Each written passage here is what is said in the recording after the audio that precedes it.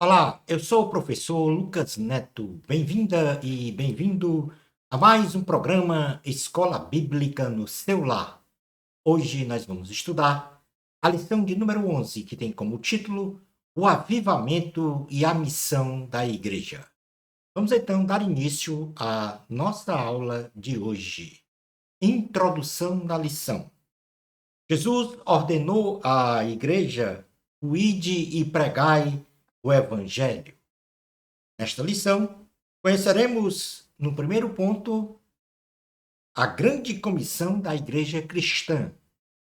No segundo ponto da lição, veremos as ações de uma igreja cristã avivada. E, finalizando o nosso estudo, no ponto número 3, veremos a organização da Igreja Cristã Missionária Transcultural. A grande comissão da Igreja Cristã. O Senhor Jesus estabeleceu de forma imperativa a ordenança de evangelizar todas as pessoas no mundo, sendo esta comissão de ordem individual para cada cristão, como também de ordem coletiva para a igreja como organismo eclesiástico. A missão primordial de todo cristão é anunciar a salvação e a vida eterna em Cristo. No Evangelho de Jesus, segundo escreveu Mateus, no capítulo de número 28, a partir do versículo 18, diz assim a palavra do Senhor. Jesus, aproximando-se, falou-lhes, dizendo: Toda autoridade me foi dada no céu e na terra. Ide, portanto, fazei discípulos de todas as nações, batizando-os em nome do Pai, do Filho e do Espírito Santo, ensinando-os a guardar todas as coisas que vos tenho ordenado. E eis que eu estou convosco todos os dias, até a consumação dos séculos. Para esta grande comissão, nós temos aí pelo menos 4 orientações. E, neste aspecto, o primeiro é o ir. E o que significa ir? Ir é a pregação do Evangelho de Cristo em todo o mundo, onde os cristãos devem ir ao encontro das pessoas, comunicando então a mensagem da salvação na autoridade e na pessoa de Jesus Cristo. É preciso a igreja ir ao encontro das pessoas.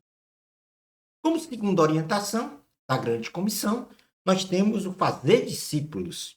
É a ação da proclamação do Evangelho de Cristo, de tal forma que as pessoas se tornarão autênticos discípulos de Jesus, seguindo com irrestrita obediência aos preceitos do cristianismo. Terceira orientação do Senhor Jesus, na ordenança da grande comissão, é batizar, que é o ato confessional público do convertido ao cristianismo, que simbolicamente, por imersão de seu corpo físico em água, em nome de Deus Pai, Deus Filho e Deus Espírito Santo, confirma Jesus como seu Salvador e Senhor.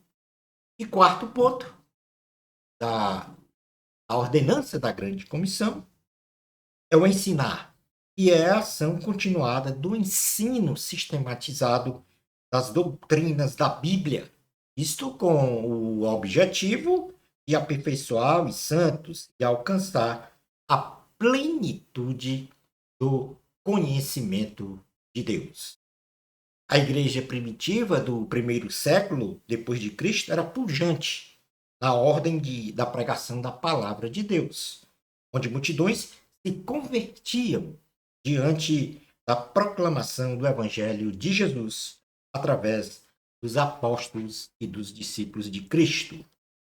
No livro de Atos dos Apóstolos, no capítulo de número 2, versículo 37 ao 43, diz assim a palavra do Senhor. 37 ao 41. Ouvindo eles estas coisas, compungiu-se-lhes o coração e perguntaram a Pedro e aos demais apóstolos: Que faremos, irmãos? Respondeu-lhes Pedro: Arrependei-vos e cada um de vós seja batizado em nome de Jesus Cristo para a remissão dos vossos pecados, e recebereis então o dom do Espírito Santo. Pois para vós outros é a promessa, para vossos filhos e para todos os que ainda estão longe, isto é, para quantos o Senhor nosso Deus chamar. Com muitas outras palavras, deu testemunho e exortava-os, dizendo: Salvai-vos desta geração perversa. Então, os que lhe aceitaram a palavra foram batizados, havendo um acréscimo naquele dia de quase 3.000 pessoas. É pela palavra de Deus anunciada que uma pessoa é transformada, restaurada, tem a sua fé avivada, cresce e se edifica espiritualmente, promovendo então o crescimento natural quantitativo e qualitativo, bem como espiritual da igreja. É pela pregação da palavra de Deus que vem a fé salvadora e faz a igreja de Cristo crescer na graça e no conhecimento de Deus. Vamos para o ponto 2 da lição, falar sobre as ações de uma igreja cristã avivada. A igreja cristã local, como uma organização evangelística, deve estabelecer estratégias de evangelização de uma pessoa, de grupos de pessoas, de comunidade, de um povo, de uma nação. Países de todo o mundo também devem estar nesta estratégia, segundo uma ordem social, considerando então os hábitos, as tradições, os costumes, a cultura e os valores espirituais do cristianismo, que são imutáveis, não podendo esses valores se moldar a um determinado modo de vida de uma sociedade. A igreja do Senhor Jesus Cristo representa o reino de Deus, ativo e eficaz na terra, buscando sempre a salvação de todas as pessoas através da proclamação do Evangelho de Cristo, onde cada membro da igreja institucional possui dons que podem ser utilizados para a consecução das atividades da igreja em seu campo evangelístico, social e também do ensino. Logo, uma igreja local avivada deve estabelecer alguns pontos importantes para o cumprimento de sua missão institucional, de sua missão social, de sua missão espiritual, a saber, aí em número de 12 atividades para as ações da igreja avivada. A primeira é a evangelização, que é a missão evangelística, que remete à igreja a ir ao encontro das pessoas, como já mencionamos, a de fazer discípulos, tornando-se então eles pessoas seguidores de Cristo, batizando em nome do Pai, do Filho e do Espírito Santo, e ensinando então as doutrinas bíblicas. Esta missão de evangelização é prioritária da igreja, porque é a grande comissão dada pelo Senhor Jesus. Outra atividade é o batismo nas águas e a ceia do Senhor. Esta missão promove a confissão pública da pessoa de que Jesus Cristo é o Salvador e Senhor de sua vida, sendo então a porta de entrada da pessoa para agregar-se à igreja institucional e a integrá-la na igreja local através do batismo. E a ceia do Senhor é um ato memorável do sacrifício de Cristo na cruz do Calvário para a remissão dos pecados da humanidade e salvação desta humanidade. A terceira atividade que nós temos é o discipulado e o ensino, ponto importante da igreja institucional, porque é a missão educadora da igreja.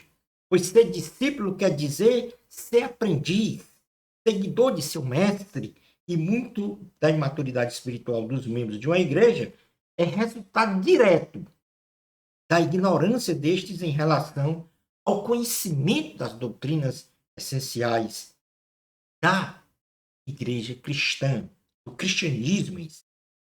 Quarta atividade, adoração. A missão de adoração do Senhor deve ser estimulada pela igreja, onde toda membresia deve se render a Deus, chegando-se a Ele de modo reverente, submissa e agradecida, a fim de glorificá-lo. Quinta atividade, proclamação do Evangelho.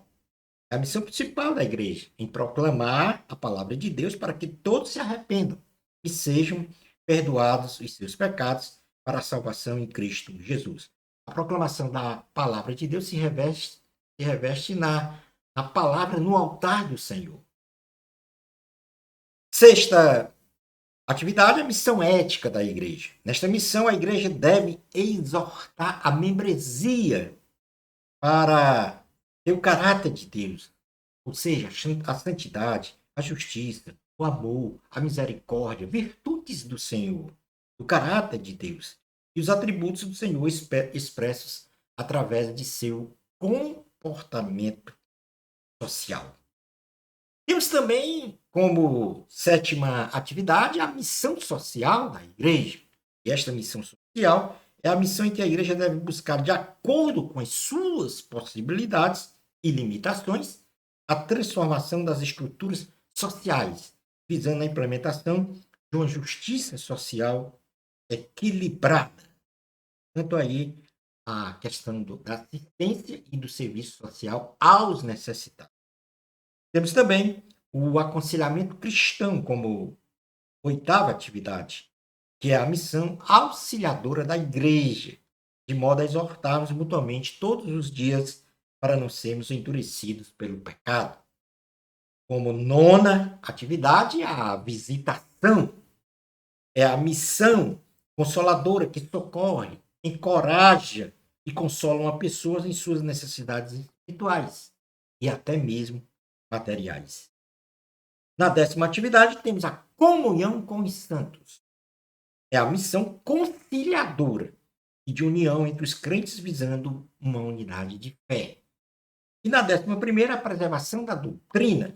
Esta missão, a igreja deve pautar o ensino doutrinário de forma inegociável, tendo como plataforma principal a Bíblia Sagrada. E, portanto,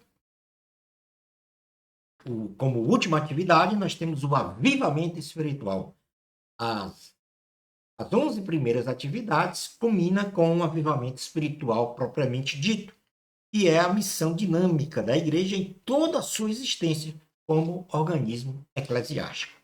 Então, a igreja, do ponto de vista institucional, para ser avivada, ela deve estar plenamente realizando todas essas atividades, porque essas atividades são pertinentes ao que a igreja primitiva realizava e pertinente ao que a Bíblia Sagrada prescreve como ação da igreja em uma sociedade. Chegando ao último ponto da lição, nós temos a organização da Igreja Cristã Missionária Transcultural. São missões de natureza evangelística, ganhar vidas para Jesus, realizada em locais que estão fora das fronteiras culturais local, com relação à localização da igreja missionária. Então, um exemplo, ser transcultural não precisa ser em outro país. Se um mesmo país nós temos dois povos com culturas, costumes e grupos sociais diferenciados, uma intervenção evangelística cristã em um dos povos trata-se de uma missão transcultural. Por quê? Porque ela transborda as fronteiras, não só físicas, mas também de hábitos, de costumes, de cultura, devendo ter o devido cuidado da preservação de um povo, de uma nação. A obra de missões da igreja. Nós aí temos a definição e agora vamos para a obra de missões da igreja cristã. A obra missionária, numa visão macro, ela tem como fim a conversão de pessoas, ao cristianismo e guarda as seguintes características básicas.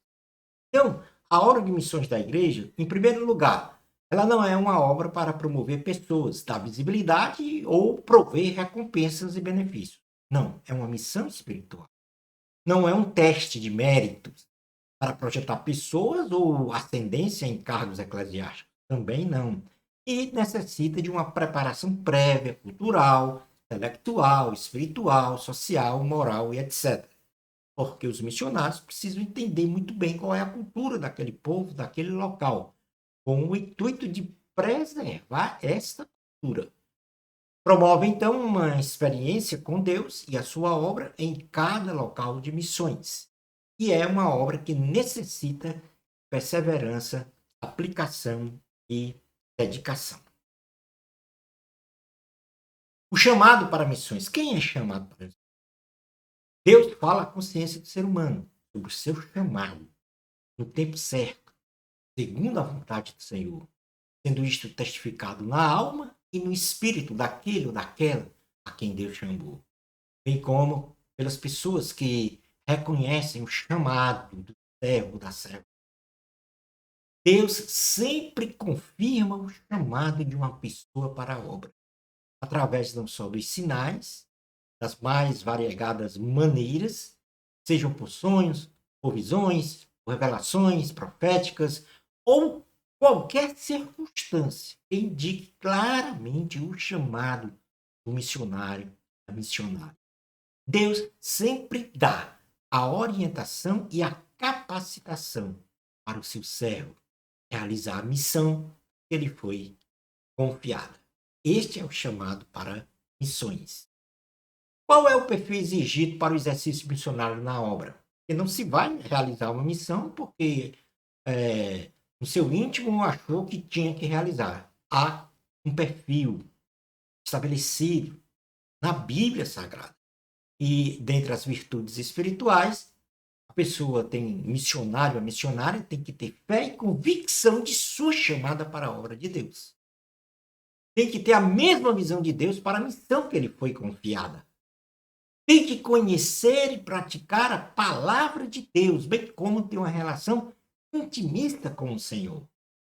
Servir a Deus e ao próximo com alegria, ser cheio do Espírito Santo e amar incondicionalmente a obra.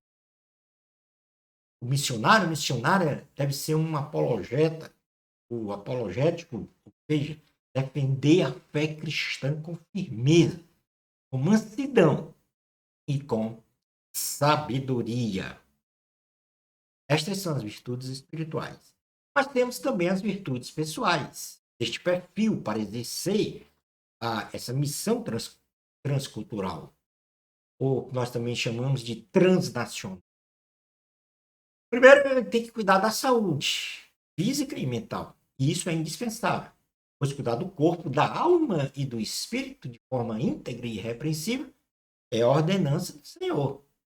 Então não se pode fazer uma obra sem ter a sua saúde integral, ou a sua, assim, o seu perfil físico preservado. Tem que saber tomar decisões pensadas, não precipitadas e com segurança emocional. E aí entra as virtudes, fruto do Espírito Santo. Né? Isso tipifica o autocontrole requerido para o exercício missionário. Tem que manter uma conduta moral ilibada, sendo um exemplo de homem e mulher de Deus. Deve comunicar-se com habilidade. Isto é imperativo para o entendimento das pessoas quanto às mensagens proferidas. Este é o perfil das virtudes pessoais. Quanto à capacitação da obra missionária, para a obra missionária, nós vamos falar da conduta espiritual, que praticamente são aquelas virtudes espirituais, que é buscar o Espírito Santo por meio dos fios condutores da oração, do jejum, da leitura, da meditação da palavra de Deus em total consagração ao Senhor. Ter experiências com Deus para o fortalecimento da fé cristã, tornando-a cada vez mais inabalável, alcançando então um nível de maturidade espiritual de excelência e anunciar a palavra de Deus de modo claro, objetivo, com ousadia e intrepidez, cheio do Espírito Santo, com amor às pessoas. Mas o missionário e a missionária também tem que ter uma formação educacional e espiritual para a obra missionária. Tem que realizar cursos de idiomas, cursos pedagógicos, cursos profissionalizantes, artesanais. Ter uma profissão que seja útil na localidade para o trabalho, para a ajuda no seu próprio sustento, se inteirar dos costumes, hábitos alimentares e tradições do local. Muito importante. E estudar teologia, antropologia, sociologia, idiomas, religião e as necessidades do povo local de missões. Claro que não vai se tornar especialista, mas é necessário ter esses conhecimentos básicos para compreender a vida no local em que o Espírito Santo vai lhe enviar. Ainda na capacitação da obra missionária, e isso é um ponto muito importante, a promoção e vigilância à saúde.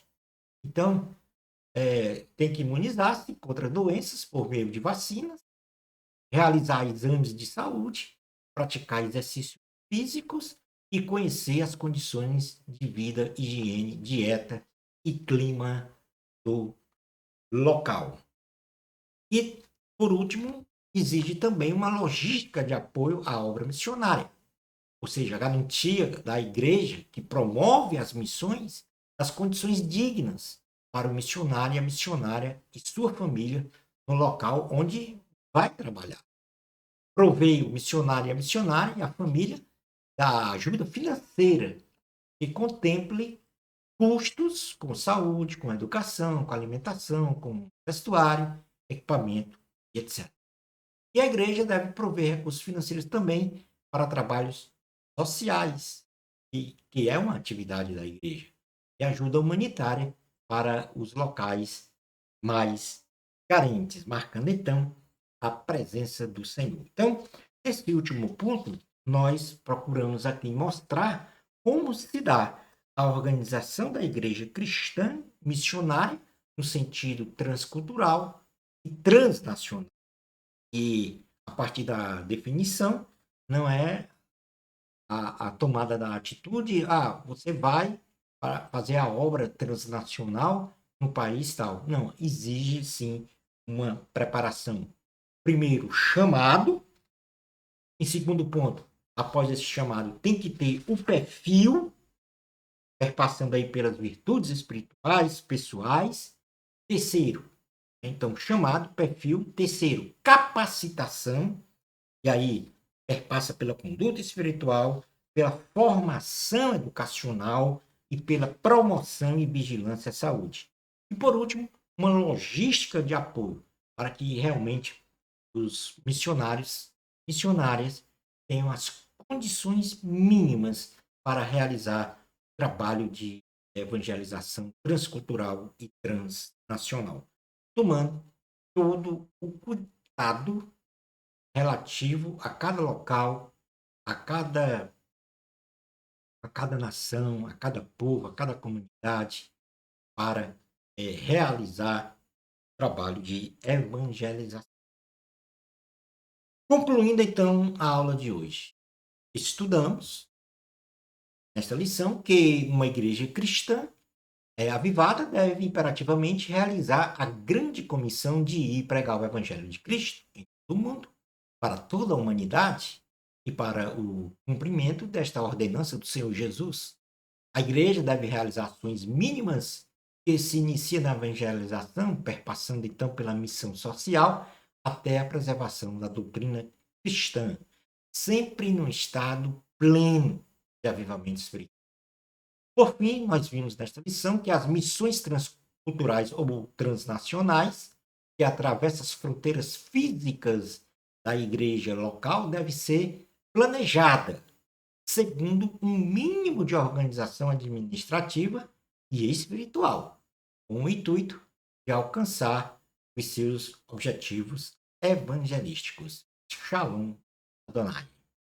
Na próxima aula, nós vamos estudar a lição 12, melhor dizendo, que tem como título Vivendo no Espírito. Então, a próxima lição será a lição 12, Vivendo no Espírito.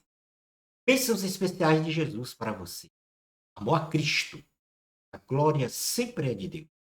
Até ao nosso próximo programa, Escola Bíblica no seu lar. Isto, se Deus permitir.